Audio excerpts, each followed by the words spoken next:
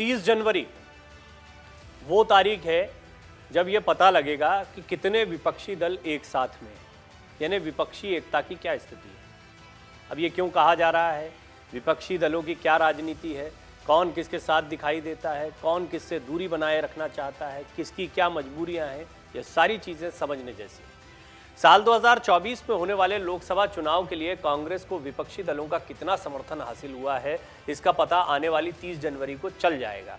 ये क्यों कहा जा रहा है बताते हैं आपको। दरअसल 30 जनवरी को कन्याकुमारी से शुरू हुई भारत जोड़ो यात्रा का जम्मू कश्मीर के श्रीनगर में समापन होना है। इस दिन भारत जोड़ो यात्रा श्रीनगर में खत्म हो जाएगी। कांग्रेस अध्यक्ष मल्लिकार्जुन खड़गे ने यात्रा के समापन में शामिल होने के लिए कई दलों को 11 जनवरी को ही एक लेटर जारी कर दिया है, न्योता भेज दिया है।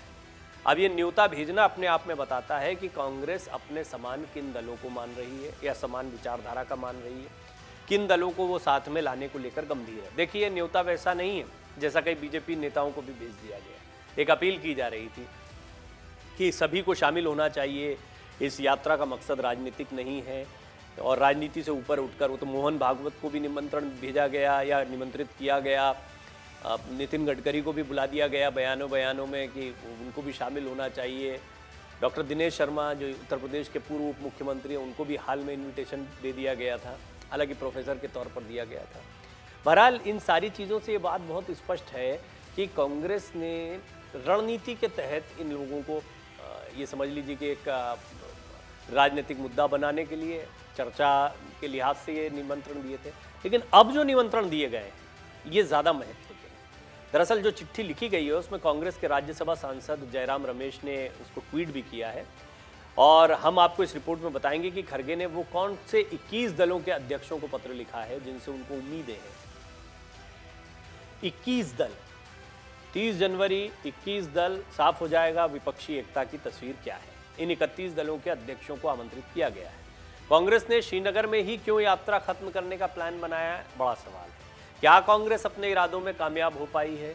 समापन के दिन कांग्रेस का क्या नया प्लान है? अब सबकी नज़र इस पर है कि 30 जनवरी को सभी 21 विपक्षी दल क्या राहुल गांधी के साथ श्रीनगर में खड़े दिखते हैं या नहीं, या इनमें से कितने दल वहां पर आते हैं। उससे पहले जान लीजिए कि पत्र में मल्लिकार्जुन खड़गे ने क्या कुछ कहा है। कांग्रेस अध्यक्ष मल्लिकार्जुन खड़गे ने चिट्ठी में लिखा है कि जैसा कि आप जानते हैं, कन्याकुमारी से शुरू हुई भारत जोड़ो यात्रा अब तक 3300 किलोमीटर का सफर तय कर चुकी है। यात्रा में सद्भाव और समानता का एक बहुत ही सरल और स्थायी संदेश है। भारतीयों ने सदियों से इन मूल्यों के लिए संघर्ष किया है और ये हमारे संविधान में निहित है। मल्लिकार्जुन खड़गे ने आगे लिखा है कि गर्मी, सर्दी, बारिश में यात्री रोजाना 20 से 25 किलोमीटर पैदल चलते हैं। उन्होंने यात्रा के संदेश को लाखों लोगों तक पहुंचाया है। यात्रा की शुरुआत से हमने हर समान विचारधारा वाले भारतीय यात्रा में आने के लिए आमंत्रित किए हैं।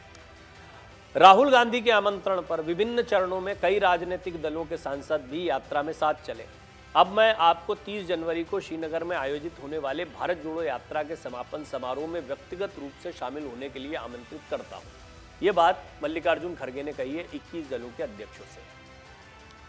किनको चिट्ठी नहीं भेजी गई है वो भी समझ लीजिएगा। कुछ ऐसे भी दल हैं जिनको चिट्ठी नहीं भेजी गई है और विपक्षी खेमे के दल हैं, मतलब बीजेपी के खिलाफ के दल हैं। इनको चिट्ठी नहीं भेजना भी एक बहुत स्पष्ट संदेश दिखाई पड़ता है विपक्षी एकता के लिहाज से। बहरहाल इस चिट्ठी में उन्होंने लिखा है कि इस कार्यक्रम में हम घृणा, हिंसा से लड़ने, सत्य, करुणा और अहिंसा का संदेश फैलाने और सभी के लिए स्वतंत्रता, समानता, बंधुत्व और न्याय के संवैधानिक मूल्यों की रक्षा करने के लिए खुद को प्रतिबद्ध करेंगे। हमारे देश के लिए संकट के समय में जहां जनता के मुद्दों से जनता का ध्यान व्यवस्थित रूप से हटाया जा रहा है, ये यात्रा एक शक्तिशाली आवाज़ के रूप में उभरी है। मुझे उम्मीद है कि आप इसमें शामिल होंगे और इसके संदेश को और मजबूत करेंगे। अब आपको बताते हैं उन पार्टियों के बारे में जिन्हें आमंत्रित किया गया है। भारत जोड़ो यात्रा के लिए कांग्रेस ने जिन पार्टियों को आमंत्रित किया है उनमें टीएमसी, ममता बनर्जी को आमंत्रित किया गया है। शत्रुघ्न सिन्हा अभी पीएम मटेरियल बता चुके हैं राहुल गांधी को, बड़ी तारीफ कर चुके हैं। कह रहे थे कि ममता बनर्जी बेशक हमारी नेता हैं पर राहुल में वो बात है कि वो पीएम बन सकते हैं। टीएमसी ने अपने पत्ते कभी नहीं खोले, हालांकि हमेशा कहा चुनाव के बाद देख लिया जाएगा, जिसके पास जो सीटें रहेंगी उसके आधार पर गठबंधन बना लेंगे, चुनाव के पहले नहीं। बहरहाल दूसरा नाम जनता दल यूनाइटेड, नीतीश कुमार ने अभी यूपी में कहा हमारे कार्यकर्ता शामिल नहीं होंगे। ये व्यक्तिगत यात्रा है या निजी यात्रा है कांग्रेस की, बाद में देखा जाएगा। समीकरण साथ में है लेकिन यात्रा वगैरह में साथ में नहीं है। वहीं अगर हम बात करें तेलुगु देशम पार्टी की, तो ये भी एक महत्वपूर्ण पार्टी है चंद्रबाबू नायडू, और साथ ही साथ में Samajwadi party, Bahujan Samaj party, national conference, ये सब ऐसी पार्टियां हैं जो ऐसा लगता है कि राहुल, नेशनल कॉन्फ्रेंस तो साथ में है, फारूक अब्दुल्ला दिख ही चुके हैं, द्रमुक है, भाकपा है, सीपीएम है, भाकपा माकपा दोनों को बोला, झारखंड मुक्ति मोर्चा है, आरजेडी है, आरएलएसपी है, हम है, मतलब जितने भी बिहार की पार्टियां हैं उनको भी बुलाया गया है। इनमें जीतन राम मांझी की हम भी है, पीडीपी है, एनसीपी है, एमडीएमके है, वीसीके है, आईयूएमएल है, केएसएम है और आरएसपी शामिल है। शरद यादव को भी न्योता दिया गया है। आम आदमी पार्टी, बीआरएस और गुलाम नबी आज़ाद की पार्टी का नाम नहीं है। ये बात स्पष्ट होगी, ये एक बड़ी बात है। आम आदमी पार्टी को लेकर कांग्रेस ने अपना रुख स्पष्ट कर दिया है। गुलाम नबी आज़ाद को लेकर भी ऐसा लगता है सस्पेंस खत्म होता दिखाई दे रहा है। उनका नाम नहीं है, मतलब उनकी पार्टी का नाम नहीं है। अब गुलाम नबी आज़ाद का आना कोई सरप्राइज हो जाए या वो खुद से यहाँ पर आ जाए कोई व्यक्तिगत तौर। गुलाम नबी आज़ाद की इतनी दूरियाँ नहीं है कांग्रेस के नेताओं से, बहुत पुरानी दोस्ती रही है, तो ऐसे खत्म नहीं हो जाती पार्टी का साथ छोड़ने से। हालांकि अभी विचारधारा की लड़ाई है, अलग संगठन की लड़ाई है, तो राजनीति अलग स्तर पर दिखाई देती है, लेकिन हो सकता है कि कश्मीर में कुछ और भी देखने को मिल जाए। कांग्रेस की ओर से भारत जोड़ो यात्रा में शामिल होने के लिए जिन राजनीतिक दलों के नेताओं को पत्र भेजा गया है उसमें कुछ दलों के नाम नहीं है। सूत्रों के मुताबिक इस लिस्ट में आम आदमी पार्टी का नाम नहीं है। तेलंगाना के मुख्यमंत्री केसीआर यानी के चंद्रशेखर राव की भारत राष्ट्र समिति बीआरएस और गुलाम नबी आज़ाद की डेमोक्रेटिक प्रोग्रेसिव आज़ाद पार्टी यानी डीपीएपी इसमें शामिल नहीं है। यानी अरविंद केजरीवाल, केसीआर और गुलाम नबी आज़ाद का नाम इस लिस्ट में नहीं रखा गया है। इससे एक बात तो बहुत स्पष्ट हो गई है कि कांग्रेस ने अपने सहयोगियों के नाम और जिनसे उन्हें उम्मीदें हैं उनके नाम स्पष्ट कर दिए हैं, और इसमें तृणमूल कांग्रेस का, बहुजन समाज पार्टी का और समाजवादी पार्टी का साथ होना ये एक बहुत महत्वपूर्ण बात है। एनसीपी, शिवसेना, उद्धव गुट ये सब तो खुलकर साथ में थे, लेकिन नीतीश कुमार, समाजवादी पार्टी, बहुजन समाज पार्टी और साथ ही साथ में टीएमसी यानी ममता बनर्जी, ये वो दल हैं जो विपक्षी एकता के लिहाज से बहुत महत्वपूर्ण माने जा रहे हैं, और इन्होंने अपने पत्ते अभी स्पष्ट तौर पर नहीं खोले, समाजवादी पार्टी, बहुजन समाज पार्टी और टीएमसी ने। आम आदमी पार्टी को लेकर कांग्रेस की सोच स्पष्ट है, और अगर भेजा भी जाता तो आम आदमी पार्टी की भी सोच स्पष्ट है। जहां जहां कांग्रेस कमजोर वहां वहां आम आदमी पार्टी के लिए मौका। तो कांग्रेस मजबूत हो जैसी कोई स्थिति चाहेंगे ही नहीं अरविंद केजरीवाल, ये हम पहले से भी आपको बता चुके हैं कई रिपोर्ट में। कुल मिलाकर आम आदमी पार्टी अपनी लड़ाई लड़ रही है, अपने आप को मजबूत करने में जुटी हुई है। वहीं पर कांग्रेस को अपनी खोई हुई जमीन को वापस पाना है तो बहुत मजबूती से चुनाव लड़ना पड़ेगा। काडर पूरे देश में है, पूरे देश के कार्यकर्ताओं को एक तरीके से मोटिवेट करने के लिए, प्रोत्साहित करने के लिए राहुल गांधी खुद निकले, खुद जान समझ रहे हैं पार्टी की कहां पर क्या स्थिति है, संगठन को मजबूत करने की कोशिश कर रहे हैं, कार्यकर्ताओं में उत्साह बढ़ा रहे हैं। इस सब के साथ ही साथ में वो ये बात भी देख रहे हैं कि जो विपक्षी दल हैं वो उनमें कितनी उम्मीदें देखते हैं, उनको ज़रूरत है। देखिए, विपक्षी दलों की भी एक मजबूरी है, अपने अपने क्षेत्रों में वो बेशक मजबूत हों, लेकिन राष्ट्रीय राजनीति के स्तर से, केंद्र की राजनीति, केंद्र की सरकार के स्तर से उनको एक ऐसा बड़ा दल चाहिए जो कांग्रेस ही दिखाई पड़ता है और कोई सा दल नहीं दिखाई पड़ता है। आम आदमी पार्टी को भी समय लग जाएगा, हालांकि बहुत तेज़ी से आम आदमी पार्टी ने राष्ट्रीय पार्टी बनने की तरफ कदम बढ़ाए हैं, लेकिन इसके बावजूद अभी बड़ा लंबा सफ़र तय करना है।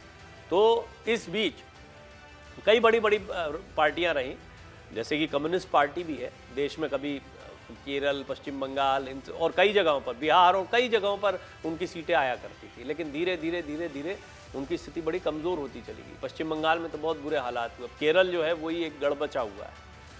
तो अब किससे उम्मीदें की जाए? अब उम्मीद के लिए बची है कांग्रेस, उन सभी राजनीतिक दलों के लिए जिन राजनीतिक दलों को ऐसा लगता है कि सेंटर में अगर कोई बड़ी ताकत, बड़ा दल हो तो उसके साथ में खड़े होकर एक संगठन बनाया जा सकता है। जो चिट्ठी भेजी गई है मल्लिकार्जुन खड़गे की तरफ से, वो चिट्ठी स्पष्ट संकेत कर रही है कि आने वाले दिनों में ये दल जो है ये एक समीकरण बनाते दिखाई देंगे। जम्मू कश्मीर में तिरंगा फहराएंगे राहुल गांधी। 7 सितंबर 2022 को तमिलनाडु के कन्याकुमारी से शुरू हुई भारत जोड़ो यात्रा 30 जनवरी 2023 को श्रीनगर में समाप्त हो रही है, इसीलिए 30 जनवरी वो ताकत होगी जब विपक्षी एकता पता लग जाएगी। राहुल गांधी जम्मू कश्मीर में तिरंगा फहराएंगे। ये पदयात्रा अब तक तमिलनाडु, केरल, कर्नाटक, आंध्र प्रदेश, तेलंगाना, महाराष्ट्र, मध्य प्रदेश, राजस्थान, दिल्ली, उत्तर प्रदेश, हरियाणा से गुजरकर पंजाब पहुंच चुकी है। जम्मू कश्मीर में विधानसभा चुनाव भी होने हैं, तो वो भी थोड़ा समझ लेते। जम्मू कश्मीर भी अपने आप में महत्वपूर्ण है। जम्मू कश्मीर में इस साल विधानसभा चुनाव के साथ पंचायत और शहरी स्थानीय निकाय चुनाव होने की संभावना है। इसके लिए सियासी दलों के अलावा प्रशासन ने भी सक्रियता बढ़ा दी है। और यहाँ पे महत्वपूर्ण ये रहेगा कि गुलाम नबी आज़ाद का किस तरह का स्टैंड रहता है। चुनाव आयोग ने मुख्य चुनाव अधिकारी का प्रभार संयुक्त मुख्य चुनाव अधिकारी अनिल सलगोत्रा को अगले आदेश तक सौंप दिया। आधिकारिक सूत्रों के अनुसार सुरक्षा हालात ठीक रहे तो अप्रैल या मई में विधानसभा चुनाव हो सकते हैं। तो वहीं शहरी स्थानीय निकाय और पंचायतों का 5 साल का कार्यकाल भी अक्टूबर 2023 में पूरा हो जाएगा। चुनाव के चलते भी पार्टियों की सक्रियता बढ़ी हुई है। तो ये बात देखिए, एक तो ये हुआ कि सिर्फ बात ये नहीं है कि विपक्षी एकता को दिखाना है, और बात सिर्फ ये भी नहीं है कि जम्मू कश्मीर के चुनाव जो है वही मात्र महत्व के रहने वाले हैं। ये लड़ाई बड़ी है और भारत जोड़ो यात्रा का मकसद भी यही रहा है। स्थानीय राजनीति पर इसलिए बहुत ज़्यादा फोकस नहीं किया गया या चुनाव पर बहुत ज़्यादा फोकस नहीं किया गया। अब बड़ी रणनीति के तहत या बड़े फोकस के तहत उतने परिणाम मिलते हैं नहीं मिलते हैं। अभी इसका एक्सटेंशन किया जा रहा है, पश्चिम से पूरब का किया जा रहा है एक्सटेंशन, हाथ से हाथ जोड़ो के नाम से, और जैसे भी हो, यानी कुल मिलाकर कांग्रेस को लग रहा है कि यात्रा, लोगों के बीच जाना, ये उनके लिए एक बहुत ही कारगर तरीका है जिसके ज़रिए वो अपनी खोई हुई ज़मीन को हासिल कर सकते हैं। चुनाव के चलते कश्मीर में तो पार्टियों की सक्रियता बढ़ी हुई है। 3 बड़े चुनाव के लिए प्रदेश में पृष्ठभूमि तैयार हो रही है। इन चुनाव को देखते हुए Bhajpa, Congress, PDP, national conference और अपनी पार्टी समेत अन्य दल सक्रियता बढ़ा चुके हैं। बताया जा रहा है कि चुनाव के चलते जम्मू कश्मीर में भाजपा के शीर्ष नेताओं में जेपी नड्डा के अलावा गृहमंत्री अमित शाह के दौरे भी हो सकते हैं। ऐसे में यदि कांग्रेस के साथ 21 दल राहुल की यात्रा के समापन के दिन आते हैं तो कहीं ना कहीं लोकसभा चुनाव में भाजपा के साथ देश को बड़ा संदेश जाएगा। और यदि किसी कारणवश इन पार्टियों को न्योता भेजा गया, वो नहीं आते हैं, तो माना जाएगा कि पीएम मोदी के सामने विपक्षियों में अभी एकता नहीं हो पाई है।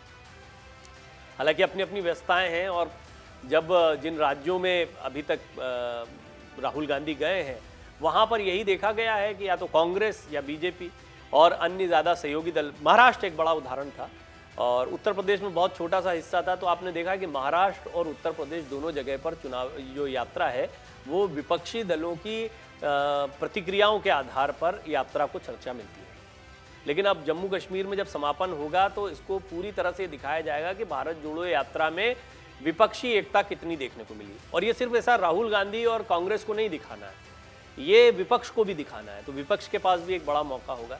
यात्रा में अभी तक मायावती, अखिलेश यादव शामिल नहीं हुए, अपनी चिट्ठियां जरूर भेज दी थी। दिल्ली के बाद जब यात्रा यूपी में दाखिल हुई थी तो कांग्रेस सांसद राहुल गांधी ने सपा अध्यक्ष अखिलेश यादव, बसपा प्रमुख मायावती, जयंत चौधरी, राजभर और बिहार के मुख्यमंत्री नीतीश कुमार समेत कई पार्टियों के नेताओं को न्योते भेजे थे, पहले भी भेजे, लेकिन वो सब यात्रा में शामिल नहीं हुए। 3 जनवरी को भारत जोड़ो यात्रा गाजियाबाद के लोनी से दाखिल हुई थी। जयंत चौधरी ने तय कार्यक्रमों का हवाला दिया था, उनके कार्यकर्ता कई जगह पर शामिल हुए थे। बाद में कुछ लोगों ने विरोध भी किया था, चौधरी चरण सिंह की प्रतिमा पर माल्यार्पण नहीं करना या वहाँ नहीं जाना, इस तरह के सवाल भी उठे थे।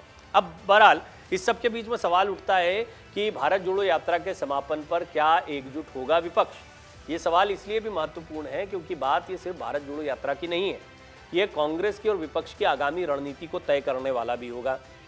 राहुल गांधी बिल्कुल अलग अंदाज में देखने को मिल रहे हैं। राहुल गांधी का ये बदला हुआ अंदाज, उनका भक्ति वाला अंदाज हो, साथ ही साथ में उनका नए तेवर दिखाने वाला अंदाज हो, साथ ही साथ में वो जिस तरह से मीडिया को आड़े हाथों ले रहे हैं, केंद्र सरकार की योजनाओं पर हमले कर रहे हैं, युवाओं के मुद्दे उठा रहे हैं, महंगाई बेरोजगारी को लेकर मुखर हुए हैं, एक्सटेम्पोर बोल रहे हैं, प्रेस कॉन्फ्रेंसेस में अब वो लगातार सवालों के जवाब दे रहे हैं, तो वो उनका अंदाज बहुत बदला हुआ दिखाई दे रहा है। कुल मिलाकर राहुल गांधी खुद कहते हैं पुराना राहुल गांधी खत्म हो गया, वो बड़ा वायरल हो रहा है, उसको अपने अपने तरीके से लोग चला रहे हैं वीडियो को, लेकिन उनका कहने का मतलब यही है कि ये राहुल गांधी बदले हुए राहुल गांधी है। तो बदले हुए राहुल गांधी पर विपक्ष कितना दाव खेलता है, कितना भरोसा दिखाता है, ये 30 जनवरी को पता लगेगा। अगर आप ये वीडियो YouTube पर देख रहे हैं तो हमारे चैनल को सब्सक्राइब करें और बेल आइकन को दबाना ना भूलें। अगर आप Facebook पर ये वीडियो देख रहे हैं तो हमारे पेज को लाइक करें। डाउनलोड करें अमर उजाला ऐप और पाएं खबरें लगातार।